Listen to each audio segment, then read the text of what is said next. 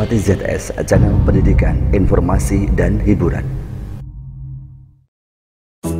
Assalamualaikum insan pembelajar, salam sejahtera, salam sehat dan tetap bahagia. Hari ini kita akan belajar tentang latar belakang bangkitnya nasionalisme bangsa Indonesia. Faktor yang melatar belakangi terjadinya pergerakan nasional di Indonesia dibedakan menjadi dua, yaitu faktor internal dan faktor eksternal. Berbagai kejadian dari dalam negeri atau sering disebut faktor internal yang melatar belakangi pergerakan nasional, yaitu perluasan pendidikan, kegagalan perjuangan di berbagai daerah, rasa senasib sepenanggungan, perkembangan berbagai organisasi etnik kedaerahan. Perluasan pendidikan. Pemerintah Hindia Belanda menerapkan kebijakan politik etis pada tahun 1901, yaitu dalam bidang irigasi atau pengairan, emigrasi atau transmigrasi, dan edukasi atau pendidikan. Tiga kebijakan tersebut sebenarnya bertujuan memperbaiki kondisi masyarakat yang semakin terpuruk. Namun, pelaksanaan kebijakan politik etis tetap lebih berpihak kepada penjajah. Meskipun begitu, tetap saja ada segi positif yang didapat bagi Indonesia. Segi positif yang paling dirasakan bangsa Indonesia adalah pendidikan. Semakin banyak orang Indonesia berpendidikan modern, yang kemudian mempelopori gerakan pendidikan, sosial, dan politik. Pengaruh pendidikan inilah yang melahirkan para tokoh pemimpin pergerakan nasional Indonesia. Mulai abad XX, perkembangan pendidikan yang diselenggarakan swasta juga semakin banyak. Perkembangan pendidikan bukan hanya diselenggarakan oleh pemerintah, tetapi juga oleh berbagai organisasi sosial dan keagamaan, misionaris, agama Katolik, dan Zending, agama Kristen Protestan, mendirikan berbagai sekolah di pusat-pusat penyebaran agama Kristen. Di beberapa kota berkembang pendidikan berdasarkan keagamaan, seperti Muhammadiyah, Persatuan Islam, Nahdlatul Ulama, dan sebagainya. Sekolah kebangsaan juga tumbuh, seperti taman siswa dan sekolah-sekolah yang didirikan organisasi pergerakan. Pendidikan sangat besar peranannya dalam menumbuh kembangkan nasionalisme. Pendidikan menyebabkan terjadinya transformasi ide dan pemikiran yang mendorong semangat pembaharuan masyarakat. Kegagalan perjuangan di berbagai daerah. Bangsa Indonesia menyadari berbagai penyebab kegagalan perjuangan kemerdekaan pada masa lalu. Salah satu penyebab kegagalan perjuangan tersebut adalah perlawanan yang bersifat kedaerahan. Memasuki abad 20, corak perjuangan bangsa Indonesia berubah dari bersifat kedaerahan, menuju perjuangan yang bersifat nasional. Bangsa Indonesia menemukan identitas kebangsaan sebagai perekat perjuangan bersama. Paham kebangsaan atau nasionalisme telah tumbuh dan menjelma menjadi sarana perjuangan yang sangat kuat. Corak perjuangan nasional bangsa Indonesia ditandai dengan momentum penting, yaitu diikrarkannya Sumpah Pemuda tanggal 28 Oktober tahun 1928. Rasa senasib sepenanggungan. Perluasan kekuasaan Barat di Indonesia telah memengaruhi perubahan politik, ekonomi, dan sosial bangsa Indonesia. Tekanan pemerintah Hindia Belanda pada bangsa Indonesia telah memunculkan perasaan kebersamaan rakyat Indonesia sebagai bangsa terjajah. Hal inilah yang mendorong tekad bersama untuk menghimpun kebersamaan dalam pergerakan kebangsaan Indonesia. Perkembangan berbagai organisasi etnik kedaerahan. Organisasi pergerakan nasional tidak muncul begitu saja. Awalnya, organisasi yang berdiri di Indonesia adalah organisasi etnis, kedaerahan, dan keagamaan. Berbagai organisasi tersebut sering melakukan pertemuan hingga akhirnya muncul ide untuk mengikatkan diri dalam organisasi yang bersifat nasional.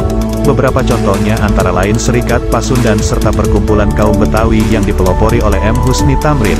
Selain organisasi etnis, muncul juga beberapa organisasi kedaerahan, seperti Trikoro Darmo, 1915, Jong Java, 1915, dan Jong Sumatera Nenbon, 1917. Berbagai organisasi bernapaskan keagamaan pada awal abad 20 sangat memengaruhi perkembangan kebangsaan Indonesia. Beberapa organisasi bernapas keagamaan yang muncul pada masa awal abad 20 antara lain Jong Islami Tenbon, Muda Kristen Jawi, Muhammadiyah, Nahdlatul Ulama, Persis, Persatuan Umat Islam, dan Al-Jamiatul Wasiyah. Jong Islamiyah Tenbon, JIB, didirikan tanggal 1 Januari tahun 1925 di Jakarta dengan Ketua Raden Sam. Selain sebagai pusat dakwah Islam, JIB juga mengorganisir kegiatan seni, budaya, sosial, penerbitan. Muda Kristen Jawi dibentuk tahun 1920, yang kemudian berubah namanya menjadi Perkumpulan Pemuda Kristen, PPK. Muhammadiyah didirikan Kiai Haji Ahmad Dahlan tanggal 18 November 1912 di Yogyakarta. Muhammadiyah mempunyai tujuan mengembangkan dakwah Islam, mengembalikan ajaran Islam sesuai dengan Al-Quran dan Sunnah, hadis, membersihkan praktik keagamaan dari syirik dan bid'ah, serta mengembangkan pendidikan agama dan umum secara modern.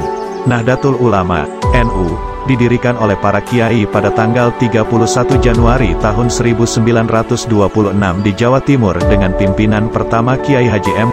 Hashim Asy'ari. NU cepat berkembang terutama di Jawa karena basis pesantren yang sangat banyak di Jawa. Kaum wanita juga aktif berperan dalam berbagai organisasi baik organisasi sosial maupun politik. Peran serta perempuan dalam memperjuangkan kemerdekaan telah ada sejak dahulu. Beberapa tokoh pejuang wanita zaman dulu adalah R.A. Kartini, Dewi Sartika, dan Maria Walanda Maramis. R.A. Kartini adalah putri Bupati Jepara, Jawa Tengah yang memperjuangkan emansipasi, persamaan derajat, antara laki-laki dan perempuan. Beliau mendirikan sekolah khusus untuk perempuan. Dewi Sartika mendirikan sekolah di Bandung, Jawa Barat. Maria Walanda Maramis mendirikan sekolah di Gorontalo, Sulawesi. Pada tahun 1912, berdirilah Putri Mahardika di Jakarta. Aktivitasnya dalam pendidikan dan penerbitan pers. Pada tahun 1914, Rohana Kudus mendirikan kerajinan Amai Setia di Gadang, Bukit Tinggi, Sumatera Barat. Rohana aktif dalam usaha mendirikan sekolah-sekolah untuk perempuan. Organisasi Muhammadiyah di Yogyakarta pada tahun 1917 membentuk Aisyah. Aisyah merupakan organisasi wanita Muhammadiyah yang pertama, dipimpin Siti Wardah, istri pendiri Muhammadiyah KH Ahmad Dahlan. Kegiatan Aisyah terutama dalam bidang dakwah, pendidikan, kesehatan, dan budaya. Faktor eksternal yang melatar belakangi tumbuhnya semangat kebangsaan. 1. Munculnya paham-paham baru di dunia seperti pan-islamisme, nasionalisme, sosialisme, liberalisme, dan demokrasi. Paham-paham baru seperti pan-islamisme, nasionalisme, liberalisme, sosialisme, dan demokrasi menjadi salah satu pendorong pergerakan nasional Indonesia. Paham-paham tersebut mengajarkan bagaimana langkah-langkah memperbaiki kondisi kehidupan bangsa Indonesia. Berbagai paham tersebut memengaruhi berbagai organisasi pergerakan nasional Indonesia. 2. Beberapa peristiwa seperti kemenangan Jepang atas Rusia dalam Perang 1905. Pada tahun-tahun 1904 sampai tahun 1905 terjadi peperangan Jepang melawan Rusia. Rusia adalah bangsa Eropa, sedangkan Jepang adalah bangsa Asia. Tentara Jepang berhasil mengalahkan Rusia, dan menjadi inspirasi negara-negara lain bahwa orang Asia bisa mengalahkan bangsa Barat. Bangsa-bangsa Asia pun semakin yakin mampu melawan penjajah. 3. Perkembangan berbagai organisasi pergerakan nasional di berbagai negara. Pada abad 20, negara-negara terjajah di Asia dan Afrika menunjukkan perjuangan pergerakan kebangsaan. Di India, wilayah jajahan Inggris, muncul pergerakan dengan tokoh-tokohnya Mahatma Gandhi dan Muhammad Ali Jinnah. Di Filipina, Jose Rizal memimpin perlawanan terhadap penjajah Spanyol. Di Tiongkok, muncul Dr. Sun Yat-sen, yang terkenal dengan gerakan pembaharuannya. Terima kasih atas segala perhatiannya. Semoga pembelajaran hari ini bermanfaat. See you later. Wassalamualaikum.